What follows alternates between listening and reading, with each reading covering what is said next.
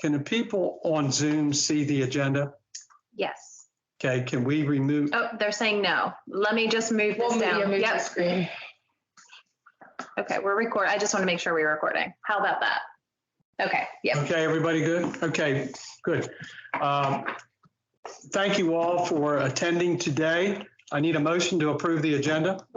Make a motion to approve. Second. Okay, I have a motion to approve and second.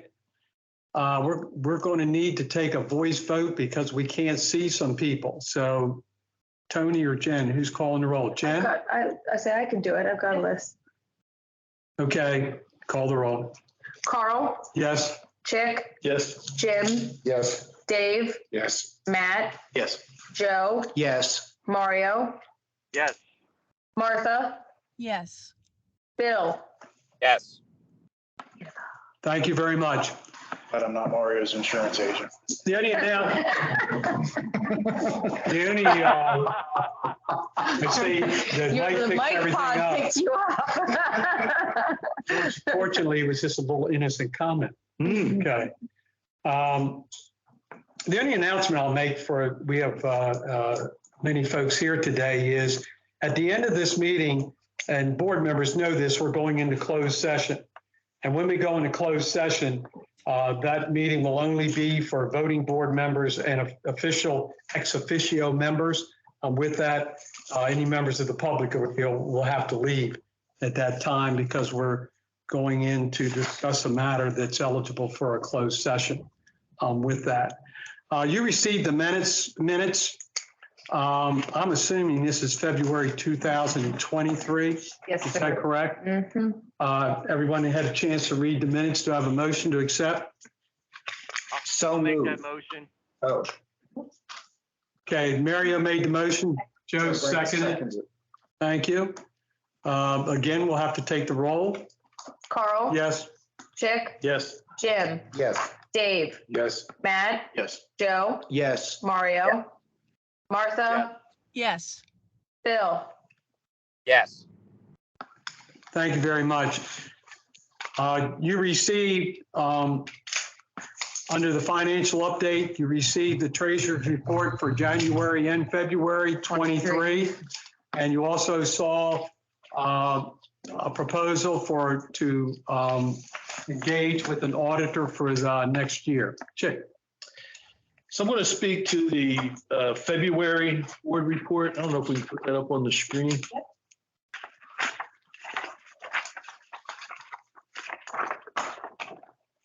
Next one. That's January. Oh, sorry. There we go. There we go. All right. Maybe we can scroll a little to the right. There you go. Okay. So in the first column of numbers, this is our data as of the close of February.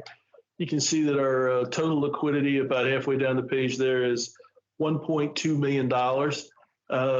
After the close of February and on March the 8th, we moved $900,000 of funds from that money market account to the MLGIP that we discussed last month. So we remain very liquid. These funds include a little bit of money that is related to what's going on with the ESCA.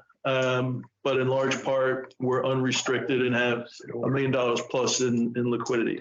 When you look at our receivables related to the ESCA at $1,000 versus the payables, which are on here at $69,000 and change, it's one of the things we talk about in most meetings, making sure we have receivables to cover payables. We've got a timing issue with this. There's no issue with that. The receivables were actually collected, converted to cash, and we made the payments that were due with the payables subsequent to the close of the month.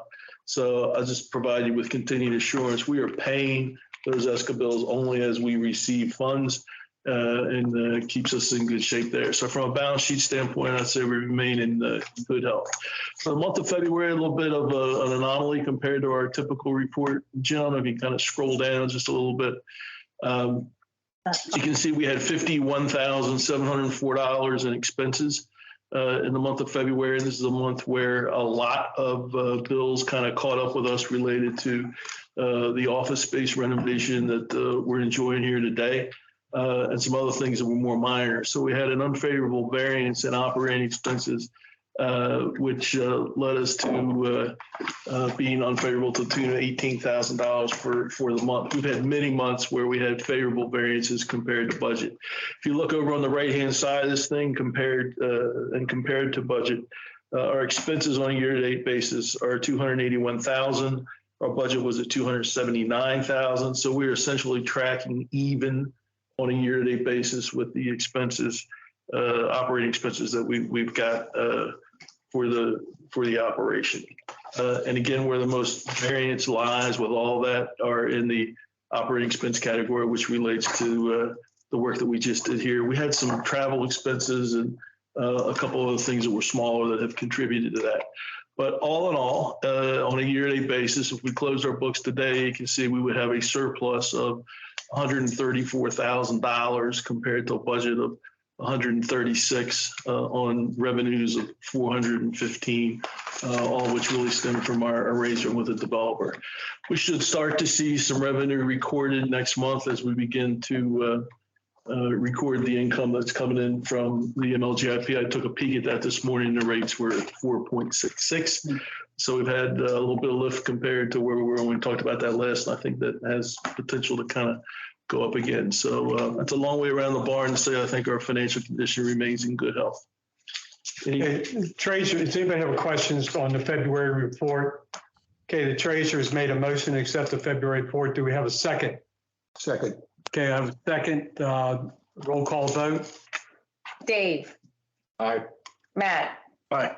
Joe, Yes. Mario, Yes. Martha, Yes. Bill, Yes. Jim, Yes. Chick, Yes. Carl. Yes.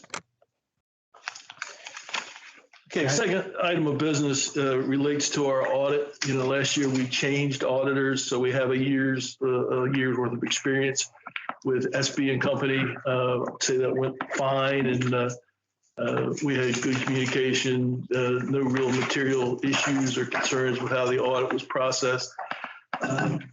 We've asked them to give us a proposal to continue to provide our audit. We need to engage now to make sure we have somebody lined up and we're in good shape for a June 30 year end. We've asked that the proposal go out for 3 years.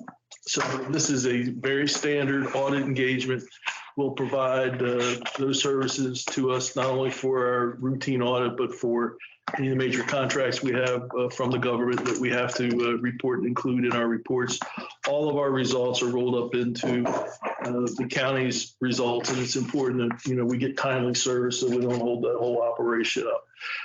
So they have come back to us with a proposal to do FY23 at $15,800, and then for the subsequent 2 years, there's a $300 a year escalator in it, which I thought was very reasonable.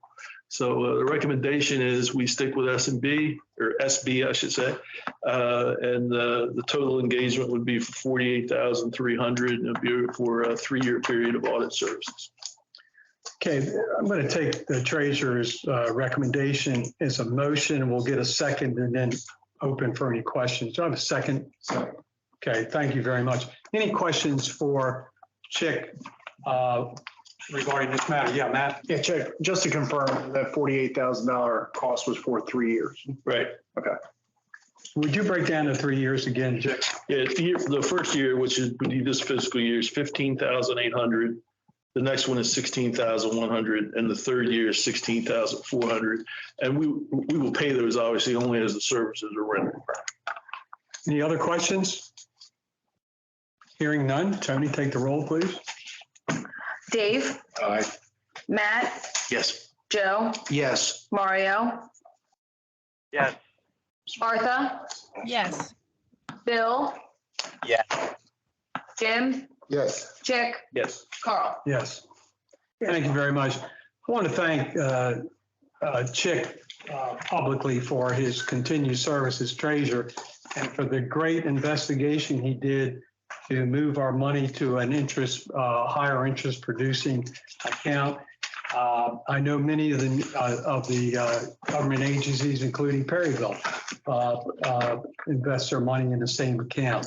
So that was a good move, and 4.66 is pretty good on that. Okay, we have informational reports. Tome School. Tome School. The shortest report will be the roof is finished. And the roofer was happy. The person who was representing the owners was happy. And however, we're still, I guess we're in the process of paying them.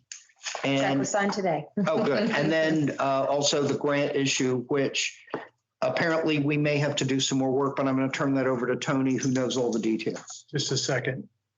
The roof on, for No, the our, roof is done. Headmaster. for our, Oh, where, I'm sorry, folks, the headmaster's house. Good. To trying to stabilize what's left of the property. good. Okay, Tony. As we've been going through the grant process for the work out at Tome School, there were some changes to the requirements for how you utilize your match versus grant funds. You can't pull it a one-to-one. In 2019, an update was processed, and our obligation was from 2014.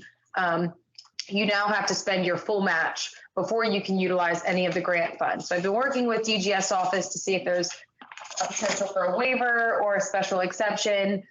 So that way we don't have, because the BDC was not expecting to pay the full cost of that roof repair. We can't waive that, but they said that we could de-obligate the rest of our grant, which expires in June, and we weren't expecting to do $200,000 worth of project work. We could de-obligate the rest of our grant and then utilize the match that we have spent, which between the roof repairs and the security system would be close to $50,000. And then we would have $50,000 in grant funding that we could utilize for projects. The other two items that we had looked at were the graffiti and the masonry. We got proposals for those in either, I think, early of last year. So I re-engaged with those contractors to see if there's a variance, if there's a change. DGS had said that we do not need to have the work done before the grant term. We would just have to have the contract signed within that time frame. So that will probably be our next step in pursuing, so that way we get more work done for the same amount of money. It wouldn't be any other cost to the BDC. It would just enable us to actually utilize that grant funding. This is not an action item. Any questions for Tony or Joe on that? And to clarify for everyone, the masonry is associated with the Headmaster's house. As Yes. well. The graffiti was removal of the graffiti on the granite of all the buildings. The masonry was blockading up the first floor. All the buildings are closed, but plywood is only so strong. This is later in the report, Joe, but when the General Assembly session is over, I think we probably need a Tome School Committee meeting on site to bring everybody up to date on where we are, what the plans are. We can look at the stabilization at the same time. I'm looking at who I know is on the Tome committee. I think you all agree. Sure. So we'll do that. That'll be end of April-ish, something like that. Okay. Mario, environmental. Yes, sir. I'll keep it short and sweet. The embankment culvert repair, we're still waiting on the sign off from MDE. I'd reported previously about the methane elevations that we've seen, and I think it's this week the Navy was going to be on site with our environmental consultant. That is correct. Is it this week? Okay, good. I did remember right. Great. So hopefully we'll have some guidance, resolution. I mean, it's really the responsibility of the Navy to take care of it. So that's the good news out of all that. So stay tuned. And then on the request for expressions of interest, we did have our pre-expression meeting, and there were 6 interested contractors, and we've already addressed their questions that they had during that day. We actually sent them a whole bunch of information, and now we sit back and wait. And they have plenty of time. It's not till like May, I think, that they're due, June. So we got plenty of time, but the good news is there seems to be some interest. Okay, and for everybody's benefit, Mario, where is the consideration for placement of this alternative energy? on the landfills. Okay. All right, good. Any questions for Mario on the environmental committee report? And the good news is you've got a report. If I forgot anything, it's written. What do you say? You received It's a in the written written report, so Oh, if yes, you we forgot. did. Thank you very much. Thank you very much. We have 4 items for an update from the executive director. Tony? As some of you folks saw out on phase 1, there's a lot of progress that has happened. Building B, the central building, that's 1 million square feet, is pretty much near completion construction-wise. They started implementation of some of the design elements and the painting. Building C is near completion. They've started installation of design elements there as well. The parking and road work is not complete yet over on Building C. Building A and D have been mass graded. They have started installation of the retaining wall on 276 by Building D, and that's mainly so that way they can get the landscaping that's done along 276, because Building D may not be built for speculative development. It could be built to suit, but at least I know the town was really hoping that they would get the landscaping implemented there. We're actually looking at utilizing granite from one of the old buildings on site. It is not a Tome School building. But one of the old buildings that was an old officer's building, the developer's team and we went out and we were looking with the design architect, and they think that they can harvest some of the granite there to be able to utilize in the main park entrance, which I think is pretty neat because it's granite that was mined here in Port Deposit. Unrelated to that, but I guess I'll touch on it in phase 2. Oh, and the development team also hosted an appreciation luncheon for their crew, for the DXI crew in Building B. We had some photos on this or earlier during the open house to showcase that, but I'll send it out to the board as well. It was just a really nice gesture. They got shirts made for all of them and had a nice catered lunch with a local caterer down Cool Beans, Jack down in Port Deposit. He has great food, great barbecue if anyone's never used him before. Any questions for phase 1? Okay, phase 2. The Navy completed their final ABS sampling over in what we are calling phase 1A, basically just the portion eastern of phase 1. So the little alcove over closest to 275. They finished their activity-based sampling work, and we've also finished the ESCA excavation work that is over there. There were 2 hot spots on the entire property that had asbestos soils in the fiber that were found. So we've excavated those 2 areas, and then we'll work on those closeout reports with MDE. It was a very smooth process from the start of the installation of sediment and perimeter controls to the completion of the ESCA work. It was, I think, less than 4 weeks. Now there's no development activities going on over there, but it was just a primary ESCA activity. So BDC oversaw that with Weston. We have started conceptually planning for phase 2 and working with the Navy on our phase 2 ESCA. Our thought process is we've explored, instead of implementing a hard development plan, we've been looking at developable areas. It gives a lot more flexibility, and that doesn't tie down the BDC or the developer to any set plan when we have a market that is shifting so frequently. The Navy was happy about that because they rather get started on phase 2 than wait. And this way it would give the developer some ease and flexibility, knowing that they're not tied to a set plan if things shift a little bit. But then we would be addressing even more developable land than what we would typically with just a land plan. So, oh, I'm sorry, it picks up everything. So that's what we're exploring. We have not started talking scope or budget or numbers or anything. Our first focus for phase 2 is the remaining buildings that were left when the Navy disposed of the property. Those need to be addressed first. I've been working with the developer and our asbestos team on some various proposals to see costs for demolition of those buildings. It's very costly. So we're working with 5 or 6 firms to make sure that we get a competitive pricing. And I had expressed to them that the Bainbridge Museum would be interested in harvesting some of the materials from Hunter Hall, which was a waves building over by the landfills. And they are happy to help do that and make sure that they can harvest some of the materials. I know that I met with Carolyn last week and the museum had expressed interest in maybe having some of the bricks or the seals or something. And they're happy to do that. So we've logged that on the task list.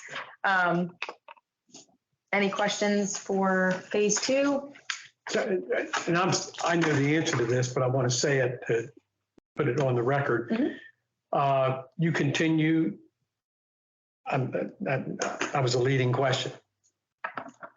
Our relationship with the Navy, how do you describe it? Very good relationship with the Navy. So we work with NAVAC Washington and their environmental restoration team, which is who we handle for ESCA activities. ESCA stands for Environmental Services Cooperative Agreement for folks that do not follow our meetings all the time. I know I get stuck in the acronyms. But then we also work with compliance folks on the landfills, and they're both, all of our contacts at the Navy are wonderful. I have regular communication with them, so that way we're always kept in the loop on schedule and activities. And they were on site for the excavation of the 2 hotspots over in the eastern portion. As you'll hear from me later on in the closed session, the Navy was the key to getting the ball rolling at Bainbridge, and I'm really thrilled to hear that our relationship remains positive. Absolutely. With it, and not the least of which is the efforts of Tony to make sure that occurs. So thank you. And, with that being said, we don't have a contract for a developer on phase 2 yet. No. So we're moving forward on our behalf with the Navy to clean that property up so that we can sell it after the fact. We were in all of our discussions with the Navy the developer doesn't participate in those discussions, but it's a very interactive process in how does Bainbridge and their developer want to approach phase 2. So it was brought up by our master developer and our phase 1 developer instead of implementing a land use plan, which is what we did for phase 1, could we instead look at developable areas? So the areas we know that are outside of wetlands and buffers and streams and steep slopes, can we address those developable areas as opposed to saying we're going to put a building here or a building here or a parking lot here? Because the market is somewhat volatile right now. And if we implement a specific development plan and something shifts, then you've got areas that weren't addressed that would need to be addressed. Is that an issue, especially when you're talking about financing, all of those things? I took the consensus from the meetings with the planning meetings with our developers, and I proposed that to our team at the Navy and asked them, is this something that you think we could pursue in terms of a scope for phase 2? And they were completely on board with it conceptually. We haven't negotiated any cost or scope or timeline or anything like that, but we've all agreed in concept that if we wanted to do that approach, everyone was okay with that. And MD as well. They were fine with that as well. So we haven't started that process yet. We want to address the buildings in phase 2 first, because I think the developer wants to make sure that we don't start remediation on phase 2 and then start demolition of buildings with asbestos. And what if we have any residual materials from that building debris? We don't want to recreate a problem. Got it.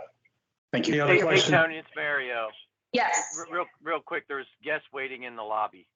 Yep. There. That's it. Yeah, they're in. Are they in? Okay. Sorry. No, it's okay. Thank you. Okay, infrastructure. Start looking around.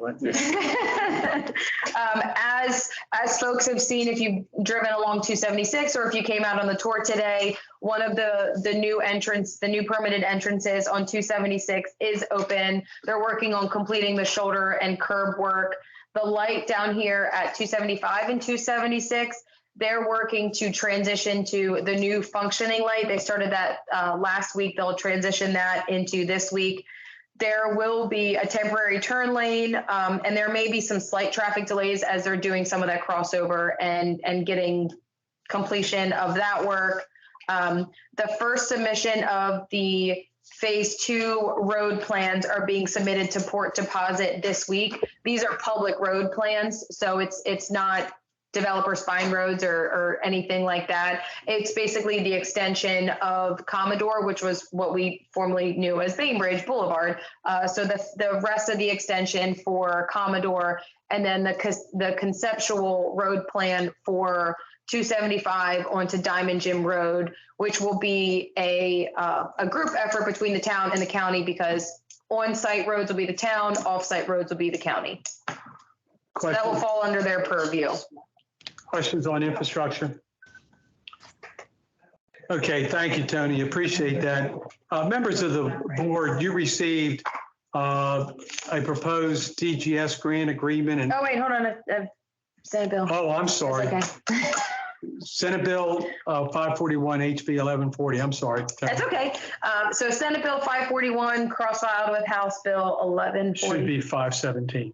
Oh, you're right. I'm sorry. Sorry, everybody. Sorry. SB 517. SB 517, 541 was from last year. That's my mistake. I'm sorry. Senate Bill 517. So it passed the third reader last week. It creates some modifications to the legislation, Senate Bill 541 from last session, which created the Port Deposit Park. So it extends the transfer to 2025 per DNR's request. It reestablishes the advisory group, but adds a couple other individuals to the group.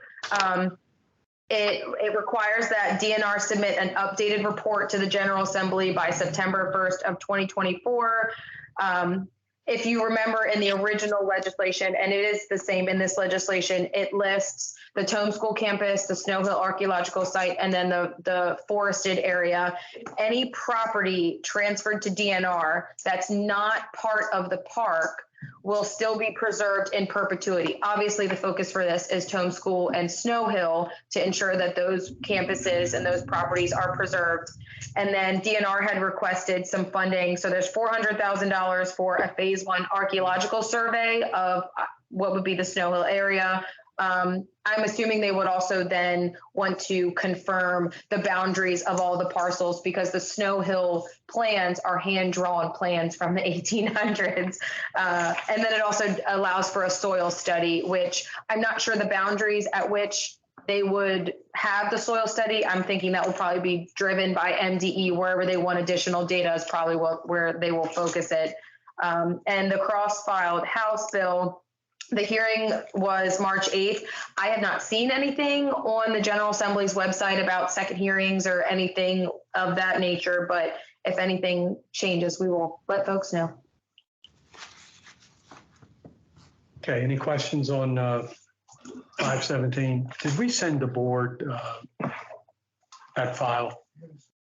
SB 517. We sent not the current version. I think we sent the original version. When we come up with the current version, we should send it to board members so that they know. I don't know this for a fact, and both Steve and Dave know this. I'm thinking they might deal with the Senate bill and ride with that, because the House bill is not moving at all, and it's not on any voting list. Mm-hmm. Okay, so, and that's me thinking that I do not know that for a fact. It just seems logical that might be. Would you agree?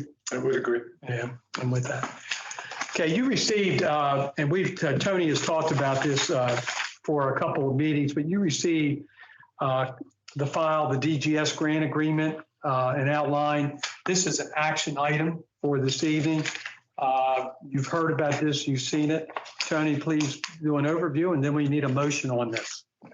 The DGS capital grant agreement that was sent out is the standard grant agreement that DGS uses for all of their capital projects. So there isn't anything that is overly particular to our project.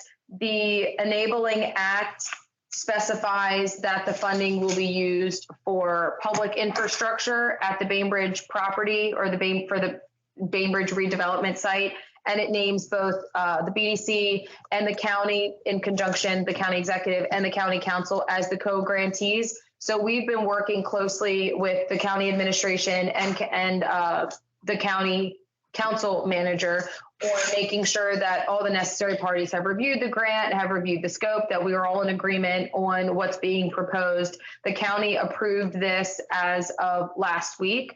The developers are a beneficiary because of their interest in the property, but they aren't actually required to sign anything on behalf of the grant, which is why the executive committee and council had outlined these grant terms that I had also sent as well. This is something that will be agreed to in writing between the development team, the county, and the BDC to ensure that we're all on the same page in terms of grant administration. It's a large amount of funding.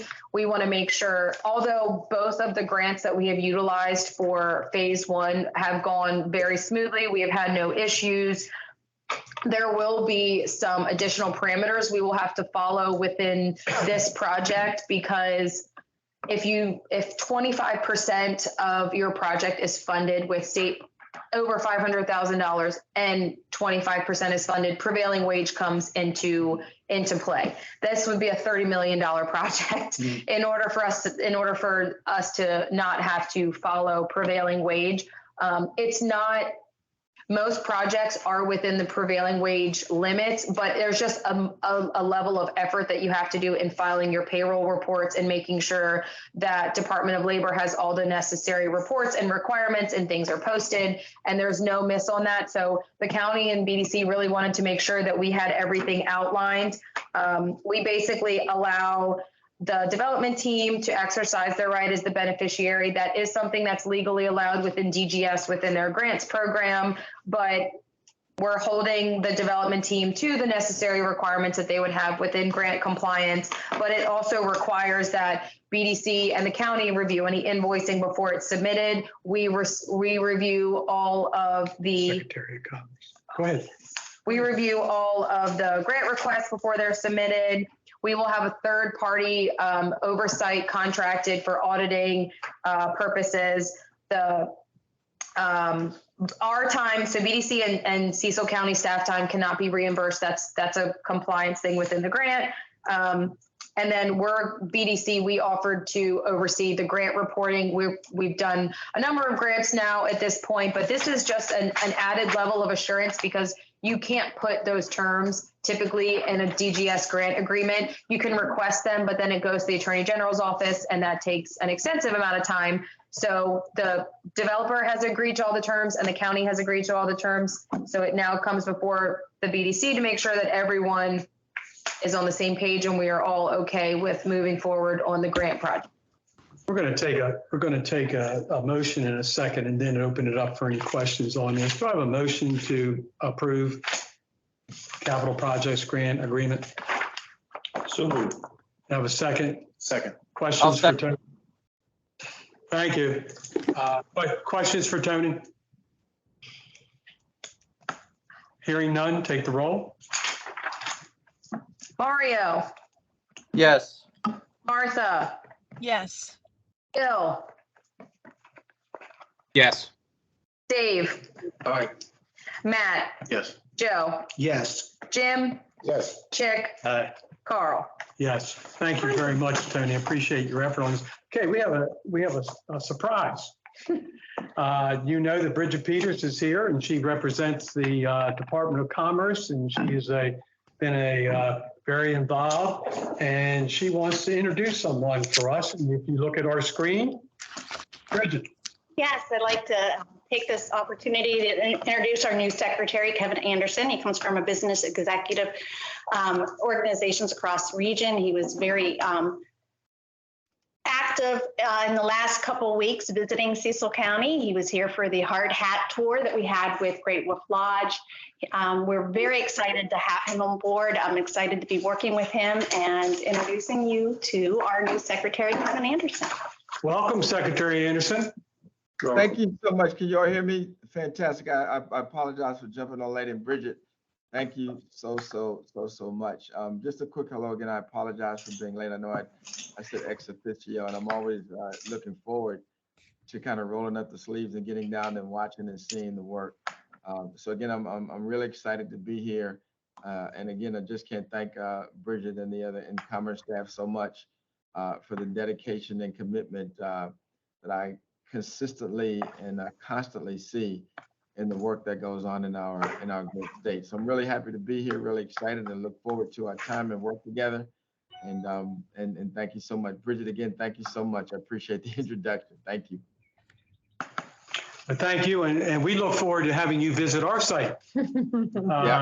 Since you've been to Cecil County, you know the way. So we'll work with Bridget and hope to see you soon. Thank you. Thank you. Can't wait for Great Wolf to open. There you go. Well, the mayor of Perryville is here, so he's smiling when you said that. Do we have anybody from the public who would like to make comments this evening? Carl, I had a question. Okay, let me just check the system. Will she be heard if she speaks from there? Okay, go ahead.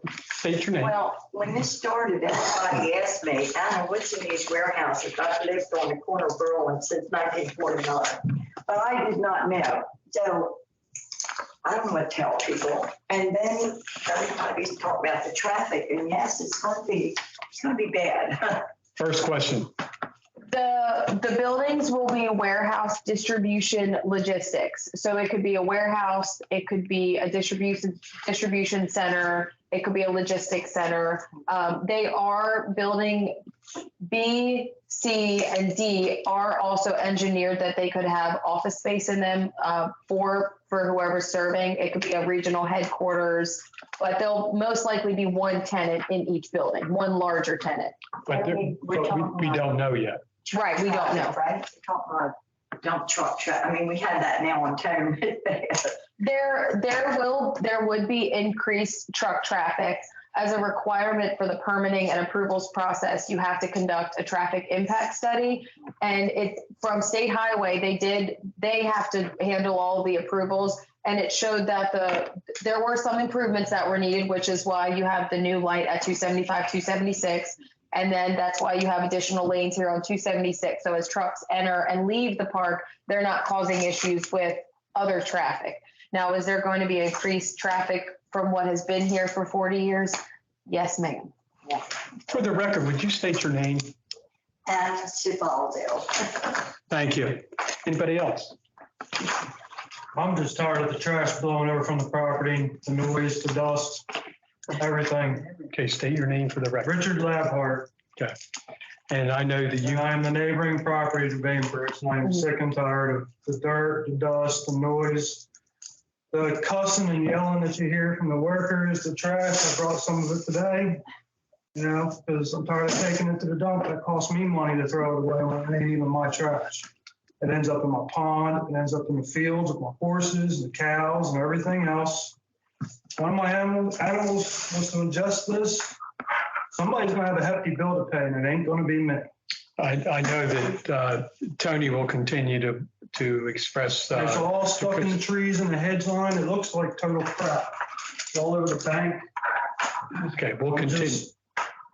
We'll continue I to do not talk. agree with any of this project. I do not agree with the Power Roads extension, Diamond Gym. I do not agree with any of that. It's just going to be a nightmare. You guys opened the Heights back up the other day. Been in there working. Now I got side-by-sides coming into my property. It's going to end up with somebody getting hurt. Okay, we'll continue. More four-wheelers.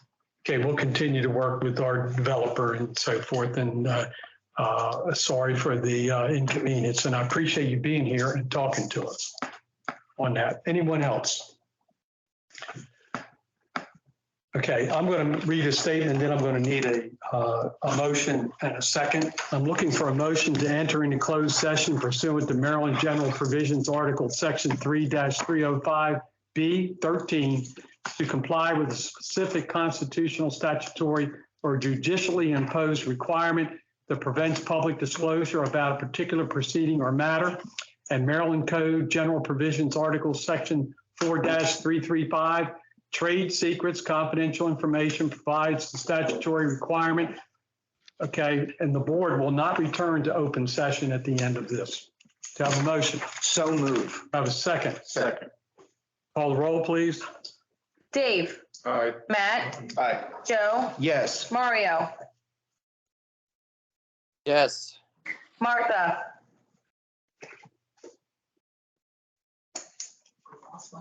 Keep going. Bill, Yes. Chick, Yes. Jim, Yes. Carl. Yes. Okay. Okay, thank I you very said much. yes too. Oh, thank you, Martha. Sorry. Okay, we are now in closed session. Thank you If all. someone needs to go to the Thank you all bathroom or for coming. something for a minute.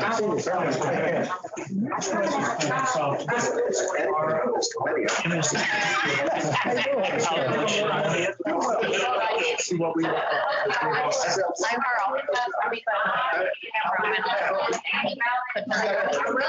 Wait a minute. I did. Yeah. Me too.